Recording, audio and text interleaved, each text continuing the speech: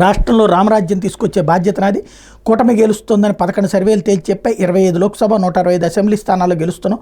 పెడన మచిలీపట్నం ప్రజాగళం సభల్లో చంద్రబాబు జగన్పై దాడి చేయడమే మాకు పనా, ఇంకేం పనులు లేవా, 25 ఏళ్ల భవిష్యత్తు కోసమే ఈ ఎన్నికలు అంటూ పవన్ కళ్యాణ్ స్టేట్మెంట్ని హైలైట్ చేశారు. ఇకపోతే నాన్న ఏరి ఎక్కడ తల్లిని ప్రశ్నిస్తున్న వేముల దుర్గారావు పిల్లలు సీఎంపై దాడి కేసులో నిర్బంధించిన పోలీసులు.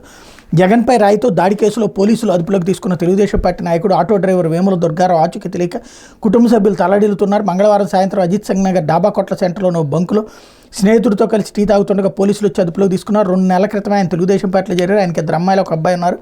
భార్య శాంతి అంగన్వాడీ ఆయా తండ్రిని పోలీసులు పట్టుకెళ్లారని తెలిసిన నాటి నుంచి పిల్లలు అన్నం తినడం మానేశారు. నాన్న ఎక్కడున్నారు, ఎప్పుడు వస్తారని పిల్లలు అడుగుతుంటే సమాధానం చెప్పలేక తల్లి బంధువులు కన్నీటి పర్యంతం అవుతున్నారు. ఆటో నడిపి డబ్బులు తెస్తేనే పూట గడిచే ఆ కుటుంబం మంగళవారం రాత్రి నుంచి మంచినీళ్లు కూడా ముట్టలేదు. భర్త కోసం పిల్లలతో భార్య శాంతి పోలీస్ స్టేషన్లో చుట్టూ తిరుగుతున్నారు. ఓ పని చేస్తే పోతుంది. తీవ్రవాద నాయకులకు కూడా ఇట్లాగే రాయొచ్చు వార్త. ఇప్పుడు నిన్న నక్సలైట్లు చచ్చిపోయారు కదా, అప్పటి నుంచి రాత్రి అంతా తిండి కూడా తింటలేదు అన్నటువంటిది. ఇంతకంటే నీచం మరి ఏదైనా ఉంటుందా? జర్నలిజంలో దిగజారుడు ఇంతకంటే ఏదైనా ఉంటుందా?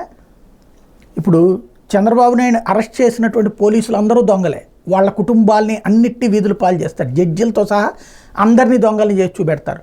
అదే జగన్ మీద రాయేసినటువంటి వాడు, వేయించినటువంటి వాడు, వేసినటువంటి వాడు, వాళ్ళని వీరుల కింద లేకపోతే వాళ్ళ కుటుంబాలు అయ్యయ్యో అనేటువంటి ఒక సానుభూతి చూపించేటటువంటి కథనాలు రాసుకొస్తున్నారంటే వీళ్ళ నీచత్వం ఏ స్థాయికి దిగజారిందంటే, ఓ మనిషిని, ఒక ముఖ్యమంత్రిని కొట్టేస్తున్నా సరే వాళ్ళ జోలికి పోకూడదు, కొట్టి చంపేస్తానన్నా సరే వాళ్ళ జోలికి పోకూడదు.